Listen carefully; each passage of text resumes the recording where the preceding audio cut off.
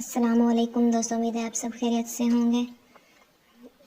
ہم آج پڑھ رہے ہیں نبی کریم صلی اللہ علیہ وسلم کی زندگی کے بارے میں کہ آپ صلی اللہ علیہ وسلم اور آپ کے صحابہ جب شیب ابی طالب میں قید کیے گئے تھے، وہ واقعہ آج ہم پڑھنے جا رہے ہیں، اور کتاب کا نام ہے حیات طیبہ۔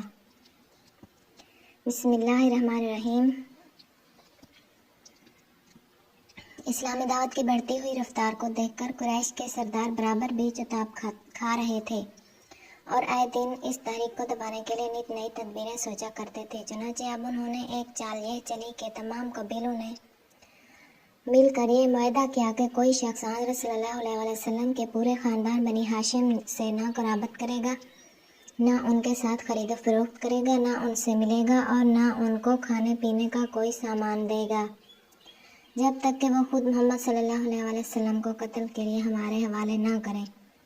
یہ معاہدہ لکھ کر کعبے کے دروازے پر لٹکا دیا گیا۔ اب بنی ہاشم کے لیے دو ہی راستے تھے، یا تو حضرت صلی اللہ علیہ وسلم کو کفار کے حوالے کر دیں، یا پھر اسی معاشی اور معاشرتی بائیکاٹ کی وجہ سے جو مصیبتیں آئیں انہیں جھیلنے کے لیے تیار ہو جائیں۔ چنانچہ ابو طالب مجبور ہو کر تمام خاندان بنی ہاشم کے ساتھ پہاڑ کے ایک درہ میں مقیم ہو گئے جو موروثی طور پر بنی ہاشم کی ملک تھا۔ اس درے میں ان لوگوں کو حضرت صلی اللہ علیہ وسلم کے ساتھ 3 سال تک بڑی سخت زندگی بسر کرنا پڑی۔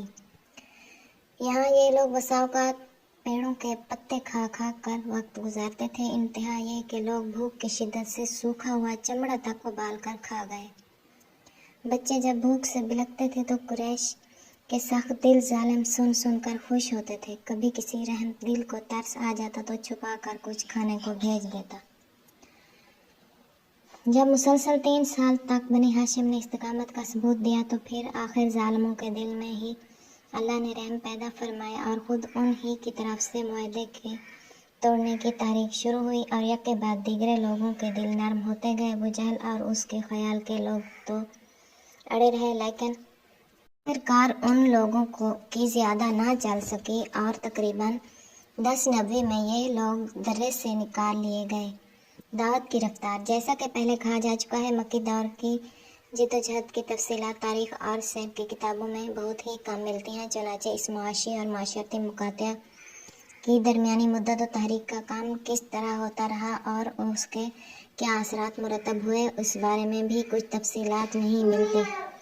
البتہ نزول قرآن برابر ہوتا رہا اور اس دور میں جو صورتیں نازل ہوئیں ان کے مضامین اور ہدایات تعلیمات کو سامنے رکھتے ہوئے یہ اندازہ ہو سکتا ہے کہ تاریخ کو اس زمانے میں کن کن حالات سے دوچار ہونا پڑا ہوگا۔ اس طویل اور شدید کشمکش کے دوران اللہ تعالیٰ نے جو خطبے نازل کیے وہ انتہائی پرجوش اور پرتاثیر ہیں۔ ان میں اہل ایمان کو ان کے فرائض بتائے گئے اور ان پر کاربند رہنے کی ہدایت کی گئی۔ ان کے شخصی کردار کو اونچے سے اونچے معیار پر لے جانے کی صورتیں بتائی گئیں۔ تقویٰ کی مشق کرنے اور اس صفت کو زیادہ سے زیادہ بڑھانے پر انتہائی زور دیا گیا۔ اخلاق کی بلندی اور عادات کی تربیت دی گئی۔ دین حق کی تبلیغ کے طریقے بتائے گئے۔ سخت اور ناگوار حالات میں صبر پر قائم رہنے کی بار بار تاکید کی گئی۔ کامیابی کے وعدے اور جنت کی خوشخبریاں دے کر ان کی ہمت بندھائی گئی۔ دین کی کھٹن راہ میں ثابت قدم رہنے اور ہمت کے ساتھ اللہ کی راہ میں مسلسل جدوجہد کرنے پر ابھارا گیا اور ان کے اندر جانثاری اور قربانی کا ایسا جوش پیدا کیا گیا کہ وہ ہر مصیبت کو جھیل لینے اور سختیاں برداشت کرنے کے قابل ہو گئے۔ دوسری طرف مخالفین اور اللہ کے دین سے منہ موڑنے والوں کو ان کے برے انجام سے برابر ڈرایا جا رہا تھا۔ انہیں ان قوموں کے عبرتناک واقعات سنائے جا رہے تھے جنہوں نے ان سے پہلے غفلت اور انکار کی روش اختیار کی اور نتیجے میں ہلاک ہوئے۔ یہ تمام واقعات وہی تھے جن سے عرب والے خود واقف تھے۔ ان کو ان تباہ شدہ بستیوں کے کھنڈروں کی طرف توجہ دلائی گئی جن پر سے ہو کر وہ رات دن گزرا کرتے تھے۔ پھر ان کے سامنے توحید اور آخرت کی دلیلیں ان کھلی کھلی نشانیوں سے دی گئیں جو وہ رات دن زمین اور آسمان میں اپنی آنکھوں سے دیکھتے تھے۔ شرک کی برائیاں واضح کی گئیں۔ خدا کے مقابلے میں بغاوت کی روش کو اختیار کرنے کے نتائج سے باخبر کیا گیا۔ آخرت کا انکار کر دینے سے زندگی میں جو بگاڑ پیدا ہوتا ہے اس کو کھول کھول کر سمجھایا گیا۔ باپ دادا کی اندھی تقلید سے انسانیت کو جو نقصان پہنچتا ہے اس کی نشاندہی کی گئی، اور یہ سب باتیں ایسی دلیلوں کے ساتھ بیان کی گئیں جن پر غور کرنے سے بات دل میں اتر جائے۔ مخالفین اور منکرین جو اعتراضات کرتے تھے ان کے معقول جواب دیے گئے، وہ جو شبہات پیش کرتے تھے ان کو دور کیا گیا۔ غرض کے ان تمام الجھنوں کو صاف کیا گیا جن میں وہ خود گرفتار تھے یا دوسروں کو الجھایا کرتے تھے، لیکن اس پوری مدت میں مخالفت اور دشمنی برابر بڑھتی ہی گئی۔